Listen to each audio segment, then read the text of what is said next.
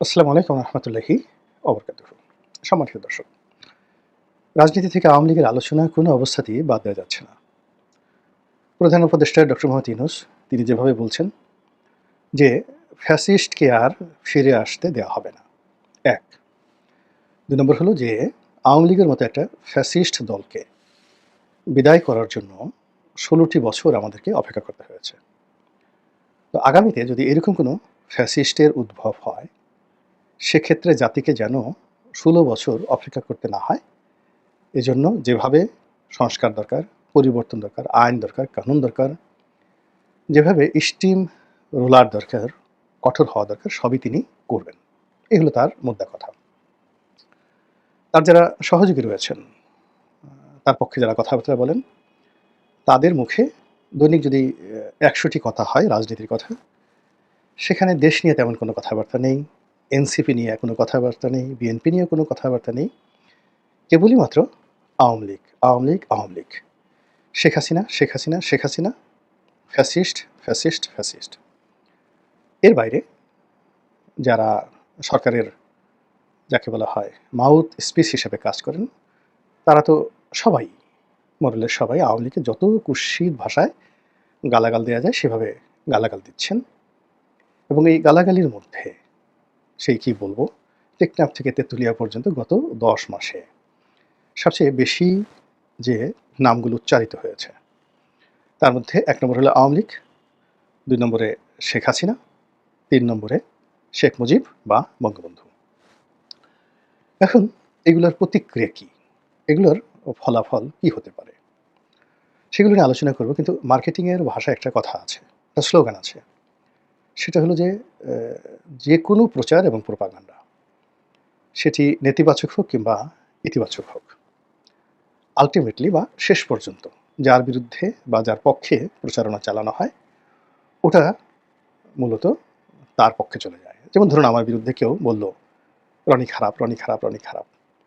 তো একটা সময় মানুষ আগ্রহ হবে যে দেখি লোকটাকে নিয়ে এত খারাপ কি বলছে, একটু খোঁজ খবর নেই। এখন আমি যদি সত্যিকার অর্থে খারাপ হয়ে যাই, তখন এই সমাজে কিন্তু ভালো মানুষের চেয়ে খারাপ মানুষের সংখ্যা বেশি। তারা দলে, দলে আমার কাছে আসবে। এসে বলবে যে এইরকম নেতাই আমাদের দরকার। আপনার তাগত আছে, শক্তি আছে।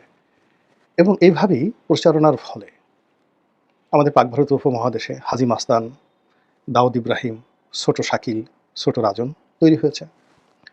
এইভাবে ঢাকা শহরে সুইডেন আসলাম, টোকাই সাগর, মুরগি মিলন তাদের তৈরি হয়েছে। এর কারণ হলো ওই নেতিবাচক প্রচারণা। মানে আমি আ সেই ৮০ দশকের সবচেয়ে ভয়ংকর একজন ছাত্রনেতা। মানে যার ভয়ে বাঘ এবং মহিষ এক ঘাটে পানি খেত।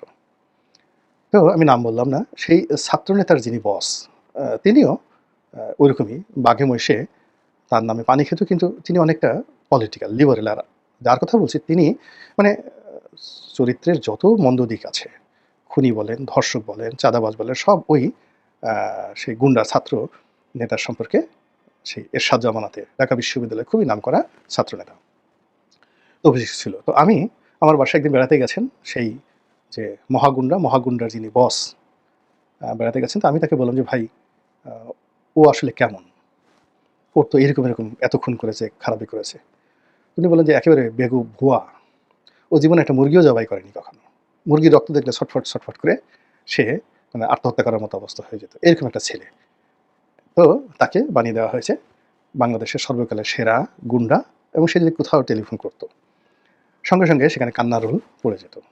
এরকম অসংখ্য ঘটনা আছে। তো আপনি যখন কারো বিরুদ্ধে প্রচারণা করবেন, তখন ওই মন্দ লোকগুলো তার আশেপাশে যাবে এবং তাকে গ্যাং লিডার বানিয়ে তারা অপকর্ম করবে। আর সে সেই মন্দ না হয়েও সেই গ্যাংদের যারা অর্জিত সেই ধনসম্পদ, সেগুলো পায়ের উপর পা তুলে সে খাবে।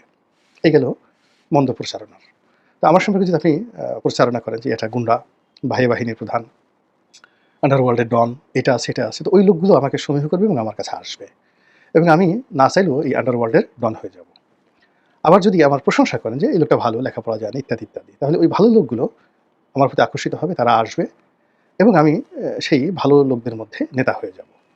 তাহলে আপনি যাই করেন না কেন, আল্টিমেটলি কিন্তু পুরো জিনিসটাই আমার পক্ষে চলে আসছে। তো এইভাবে এখন আওয়ামী লীগ সম্পর্কে যে প্রচারণা চালানো হচ্ছে সরকারের পক্ষ থেকে, সরকার সমর্থকদের পক্ষ থেকে, শেখ হাসিনা সম্পর্কে যে প্রচারণা হচ্ছে, শেখ মুজিব সম্পর্কে যা চালানো হচ্ছে, আল্টিমেটলি পুরোটা তাদের পক্ষে চলে যাচ্ছে। আর এই পক্ষে চলে যাওয়ার কারণে যেটা হচ্ছে আওয়ামী বিরোধী শক্তির মধ্যে একটা আতঙ্ক, ভয় তৈরি হচ্ছে এবং ভয় খুব খারাপ জিনিস। ধরুন আপনি মাঝপথে আপনি কোথাও যাচ্ছেন গভীর রাতে, অমাবস্যা রাতে, তো হঠাৎ করে আপনার মনে হলো যে সামনে যে একটা তাল গাছ আছে, তাল গাছে একটা ভূত আছে, আর তাল গাছের সেই রাস্তার উল্টো দিকে একটা বট গাছ আছে, সেই বট গাছে একটা পেতনি আছে। তো আপনি খুব জ্ঞানী গুণী বৈজ্ঞানিক, কিন্তু ওই রাতে আপনার মনে হলো যে এই ভূতটি, আপনি ছোটকালে গল্প শুনেছেন, সে রাত 12টার পরে একটা পা বট গাছে রাখে আর পেতনি তার আর একটা পা এ তাল গাছে রাখে।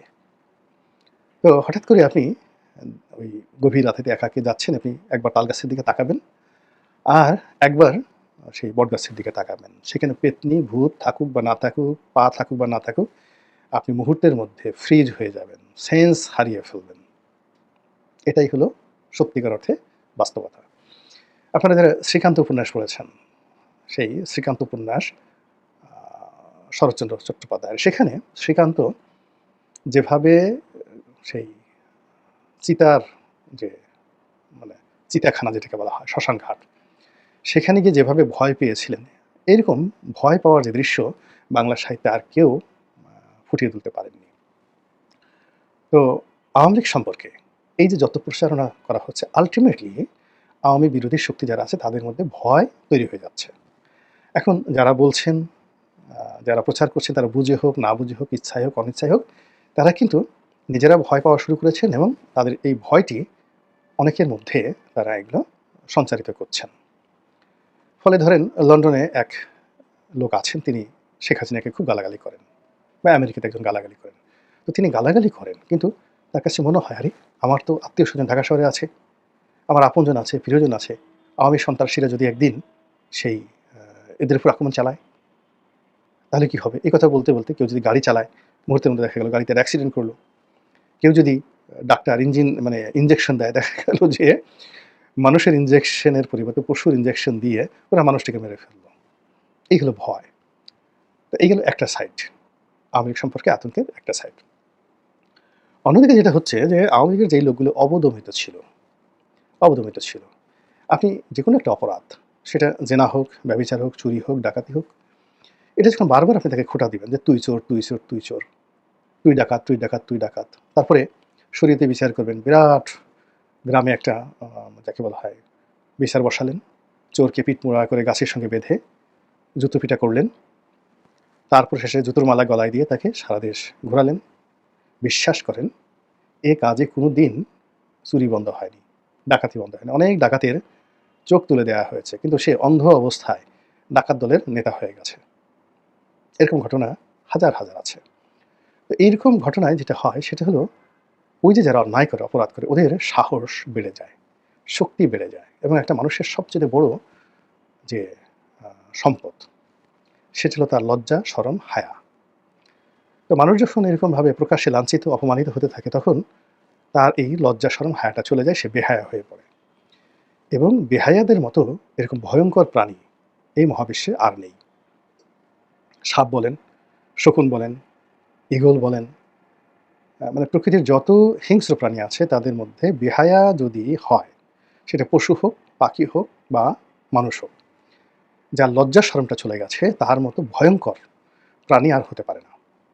এখন আওয়ামী লীগের যে সমস্ত লোকজন পালিয়ে গেছে, পালিয়ে আছেন, অন্যায় করেছেন, তারা এই গত 10 মাস ধরে অনেকে অনুতপ্ত ছিলেন, অনেকে চিন্তা করছেন তওবা করব, অনেকে বলছেন যে না, আমার যা কিছু হচ্ছে এটা আমারই প্রাপ্য।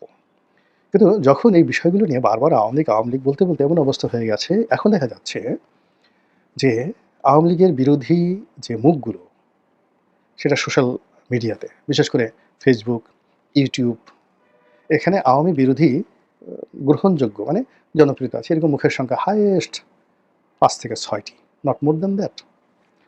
কিন্তু এই 5 থেকে 6টি মুখকে মোকাবেলা করার জন্য 500-600 100 টাইমস 5 থেকে 600 আওয়ামী মুখ নতুন করে চলে আসছে, যাদের অনেকের বিরুদ্ধে পালানোর অভিযোগ, অনেকের বিরুদ্ধে দুর্নীতির অভিযোগ, সব কিছু বাদ দিয়ে এখন তারা আওয়ামী ন্যারেটিভ তৈরি করছে। আওয়ামী লীগের পক্ষে কথা বলছে, ডক্টর মোহাম্মদ ইউনূসের বিপক্ষে কথা বলছে। আওয়ামী যারা বিরোধী লোক তাদেরকে হুমকি দিচ্ছে, ধামকি দিচ্ছে, এবং যে সমস্ত লোকদের প্রচার প্রোপাগান্ডার কারণে আওয়ামী লীগের পতন হয়েছে, উল্টোভাবে এখন তাদেরকে তারা হুমকি ধামকি দিয়ে তাদের জীবনকে তছনছ করে দিচ্ছে।